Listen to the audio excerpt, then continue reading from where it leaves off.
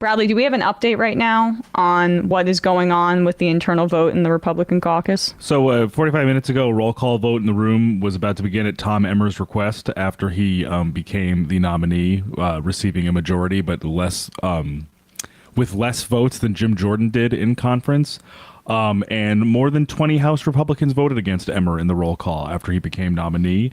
And just a few minutes ago, Representative Dave Joyce of Ohio walked out with a copy or some material related to a resolution to elevate Patrick McHenry from his Speaker pro tem position to interim Speaker. Which means that the Emmer prospects are likely even dimmer than anything that would coalesce around Jim Jordan, which is fascinating because, you know, Emmer is not as offensive to the average voter as Jim Jordan. Emmer voted for the Respect for Marriage Act, the federal recognition of same-sex and interracial marriage that passed a year or two ago, and Biden signed it.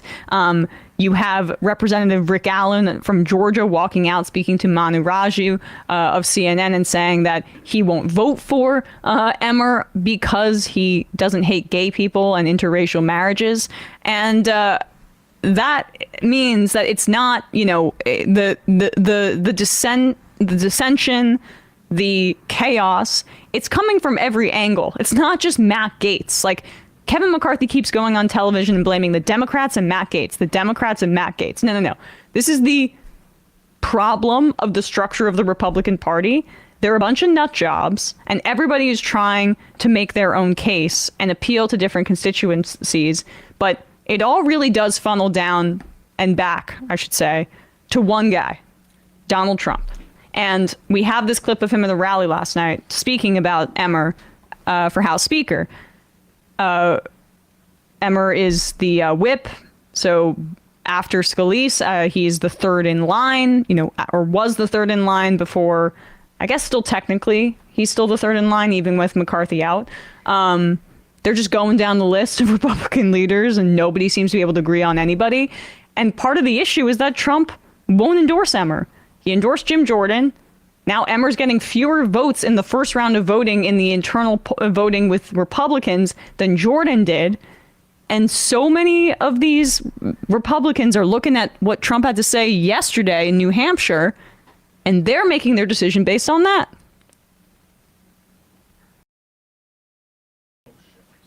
Not 49ers Vikings. No football. Emmer for Speaker, he hasn't historically been your biggest fan, but he is the most likely candidate right now. Well, I think he's my biggest fan now because he told me yesterday and he told me I'm your biggest fan. So I don't know about that. Well, we're looking at a lot of people and, you know, sort of trying to stay out of that as much as possible. But they'll get it straightened out. But no, I've always gotten along with him and I get along with all of them, really. A lot of good people. We have a lot of great people. So that is not an endorsement. That's certainly not. He said there, if you couldn't hear, he's my biggest fan now because he called me yesterday and told me he's my biggest fan. So I'm trying to stay out of it as much as possible. That's a non-endorsement. He is trying to humiliate him by saying he came and begged for me. He begged for my endorsement. Not going to get it. So another waste of time in this process. I have no idea where this goes. I want to be at the end of it so then I can comment on the actual realities of what we're seeing. Are you joking? Bradley just pulled this up. Tom Emmer retweeted this video and pretended it was an endorsement. Thank you, Mr. President. If my colleagues elect me Speaker of the House, I look forward to continuing our strong working relationship. The video is literally him being like, he's a cowardly ass kisser and staying out of it. And Tom was like, thank you so much. Thank you so much. Thank you. Can I add some tongue to that ass kiss? Yeah, sorry, let me just powder my nose for a second. Yeah. But Jake Sherman over at, and just to be clear about Dave Joyce was that Ohio Republican was talking about the pro tem resolution. He didn't have it with him, so I don't know if that means he's going to the floor with anything or not. But Jake Sherman over at Punchbowl News just 2 minutes ago tweeted, "It's official. Roll call for Emmer is over. Roll call vote is over. 26 House Republicans said they would vote for someone else besides Tom Emmer for Speaker on the floor.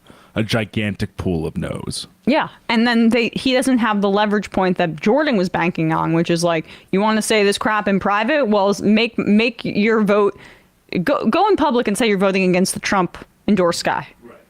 So that number would grow on the floor if they bring it to the floor. It's 26 behind closed doors. They're probably, yeah, they're keeping their powder dry probably in terms of who they are. I mean, they have to be. We also saw, didn't Dean Phillips this morning though say that he would vote for Emmer? So I mean, that is, we don't need to pull it up. There's really nothing to say, but he is a Democrat. The one thing that could get Emmer over the hump is if Democrats defect, but you would still need many Democrats to do so. Well, the interesting thing about Phillips with that tweet, the only reason I'll just see if I can get it, just because I think it's slightly interesting that there are many reports, obviously he's still hemming and hawing because it's going to completely ruin his reputation in Congress. He's reportedly announcing a Democratic presidential primary bid on Friday and hoping to file for the ballot in New Hampshire hours before the deadline closes. So I'm also thinking maybe he's like, hey, what the hell? I'm going to become nuclear in 2 days or 3 days from now. Maybe I'll just chart my own course about saying I'll abstain if Emmer gets the vote, as opposed to voting for Jeffries. Oh, yeah. He said he'll abstain, right, to clear the path and give one more pathway forward in terms of vote threshold. He says the dysfunction. Oh, so he's running as the unity candidate against Joe Biden, Correct. Yes. who ran as the unity candidate.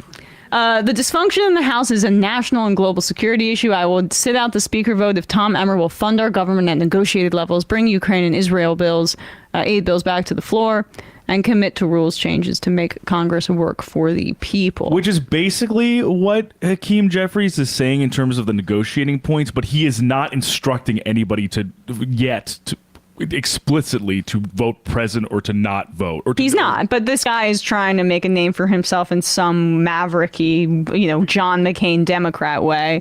Good luck to him. It's a bold strategy, Cotton, to run as the centrist against Joe Biden, who's so divisive. I mean, Biden, he's just out there with his Antifa black outfits, just saying death to America. You've got to get Dean Phillips in there to rein him in. Who wouldn't love this guy? The one of, if not the richest member of the House of Representatives, who spent the early years of his time in Congress barely masking his hatred for Ilhan Omar. I mean, I'm gonna just read his Twitter bio so people, try to find a trash can if you need to throw up. Normally affable, the New York Times. Non-kooky, the Wall Street Journal. Eternal optimist, radical pragmatist, common sense enthusiast, and bipartisan believer. Oh man, you are brave.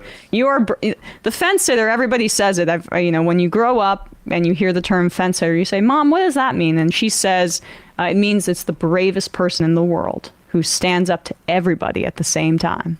That son is Dean Phillips. All right, well, Emmer's probably DOA, but we'll keep you updated on this riveting story.